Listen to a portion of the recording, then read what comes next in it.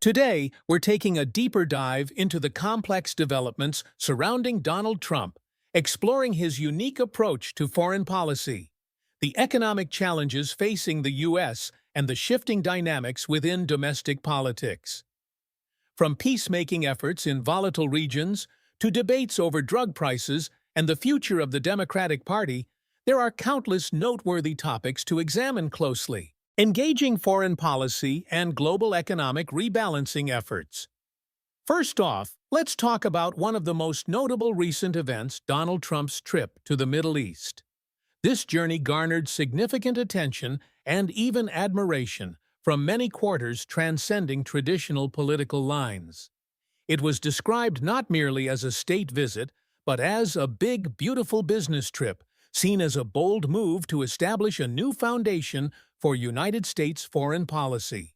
One of the most significant aspects of this trip with long-term implications was the laying of groundwork for deeper technology and artificial intelligence (AI) partnerships with Middle Eastern nations. The strategic goal behind this move is quite clear: to lock out China from dominating the advanced technology sector in this region. Donald Trump emphasized a vision of a truly united Middle East, a stark contrast to previous years when the U.S. was perceived as being absent or less engaged in the region's affairs. Dr. Rebecca Grant, a keen analyst, believes this trip will go into the history books because it signals a new era where U.S. foreign policy is more focused on return on investment, ROI, ultimately yielding tangible benefits for the United States, the nations in the region, and the broader international community. However, like most major policy initiatives, this move was not without its skepticism and concerns. Notably, Senator Chuck Schumer and the chairman of the House Select Committee on the Chinese Communist Party raised concerns about potential deals involving advanced computer chips with Saudi Arabia and the UAE. The fear is that Chinese manufacturers could find ways to access these cutting-edge chip technologies. Dr. Grant, however, was quick to assuage these fears, arguing that the deals have been very carefully gamed out. She stressed their strategic importance in preventing China from establishing a dominant position in the rapidly growing AI field in the Middle East. She also assured that the Department of Commerce will maintain a very tight grip on the highest-end chips while still allowing the sale of others that are already widely available in the global market.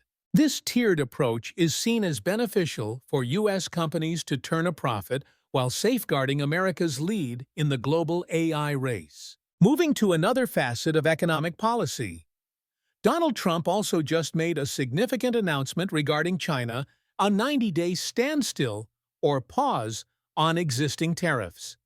This decision was made to provide much-needed breathing room for American small and medium-sized businesses. Many of these businesses were caught off guard and struggled during previous trade rebalancing efforts.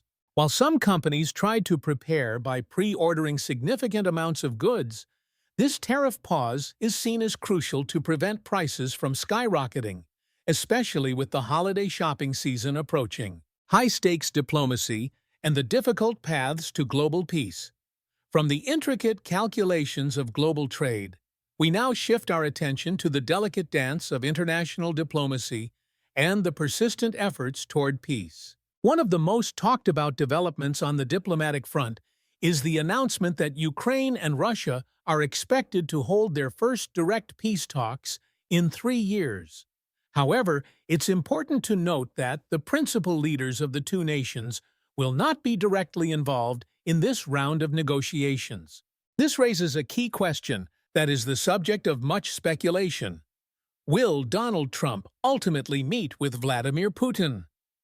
Both Senator Marco Rubio and Donald Trump himself have weighed in, suggesting that a truly meaningful peace deal is unlikely to materialize unless these two top leaders sit down together. Dr. Grant believes that a meeting between Trump and Putin is highly probable, and perhaps even more likely than many might think. She points out that Russia has strong motivations for engaging in back-channel economic deals and desires sanctions relief, as it faces its uncertain economic future. Donald Trump himself has openly expressed his eagerness for such a meeting.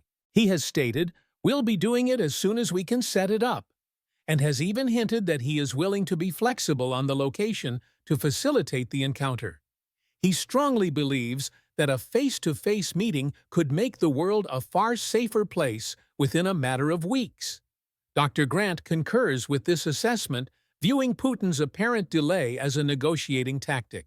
She suggests that both leaders could claim a shared win from a productive meeting, which aligns perfectly with Donald Trump's well-known negotiating style, where he often seeks outcomes that both sides can present as a success. Beyond the conflict in Ukraine, Donald Trump has also highlighted his efforts in fostering peace elsewhere in the world. He often cites a temporary ceasefire he helped facilitate between India and Pakistan, a move he credits with averting a potential nuclear war. His consistent campaign promise to bring about peace and avoid getting entangled in new wars remains a central theme in his messaging. There is widespread speculation that he would not attend any high-level peace talks unless there was a firm and near-absolute guarantee of success. This pragmatic and results-oriented approach is a hallmark of his diplomatic style. Domestic challenges and the shifting landscape of U.S. politics. Stepping away from the global stage with its tense negotiations and shifting alliances, we turn our attention to the pressing domestic issues and the rapidly evolving political landscape within the United States. Domestically, the economy continues to be a top concern for many Americans. The persistent issue of high prices and inflation is impacting the daily lives of families across the country. While some may be willing to give Donald Trump time to reorder the global order and deliver on his promise to bring back American manufacturing, the immediate impact of current economic challenges is still felt deeply and acutely. The political arena is also witnessing some fascinating shifts and realignments. Take, for instance, Senator John Fetterman of Pennsylvania. Following a stroke, he has undergone a notable shift in his stance, becoming a surprisingly more moderate Democrat. He has openly shown strong support for Israel and advocated for stricter immigration policies, even controversially describing illegal immigration as an invasion. This remarkable pivot has ironically led to a barrage of attack pieces from his own party.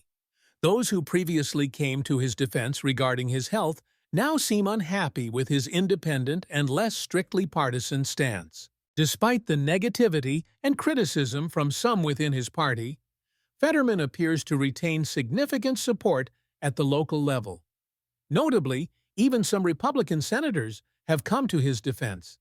This dynamic highlights the complexity and changing political identity of Pennsylvania, with some analysts suggesting that the state long considered a swing state may now be leaning more towards being a red state, despite still electing Democrats to other positions. On the healthcare front, Donald Trump is pushing for significant changes aimed at addressing soaring medical costs. One of the key initiatives is a Most Favored Nation executive order, which seeks to lower prescription drug prices. This initiative has received surprising bipartisan praise, with figures like RFK Jr. expressing deep and public support. The paradox here is a Republican president implementing price control policies often more closely associated with the Democratic agenda. This has created a political upside-down world, where some Republicans are now expressing concerns that government price controls could stifle innovation in the pharmaceutical industry. This move is part of Trump's broader Make America Healthy Again (MAHA) movement, which aims to reshape the Republican Party and encourage American corporations to adapt to new consumer demands for healthier products and services. Furthermore, Donald Trump's vision involves reshaping the world order through economic levers like trade, drug prices, and peace, while also pushing long-standing allies like NATO and Europe to take on more responsibility for their own defense and security. He has also strongly challenged Europe's treatment of American tech companies, arguing that European nations, perhaps out of jealousy for American innovation and success, have unfairly targeted U.S. tech businesses through regulations and taxes. Finally, the Democratic Party itself is grappling with internal turmoil and introspection. Critics from both within and outside the party argue that the Democrats have lost the trust of their grassroots voters due to alleged cover-ups regarding President Biden's perceived cognitive decline and a feeling that voters have had no real voice in the party's candidate selection process. There is a growing sentiment that the party has abandoned its traditional base in favor of serving the interests and viewpoints of an elite. Emerging figures within the party, such as Ruben Gallego, have even boldly advised Democrats to stop blaming Trump voters for their electoral setbacks, highlighting a significant internal debate about strategy messaging and voter perception. The future of Democratic leadership appears to be leaning towards younger individuals, with calls for candidates not to be in their 80s or older, and new faces like Alexandria Ocasio-Cortez and Jasmine Crockett are increasingly making their mark and gaining influence. As these complex layers of foreign policy, economic challenges, and domestic politics continue to unfold, one thing is clear: the global and national landscapes are in constant flux and full of surprises. Looking ahead, what do you believe will be the most significant and far-reaching long-term outcome of these ongoing shifts for the United States and the world? Share your thoughts in the comments below.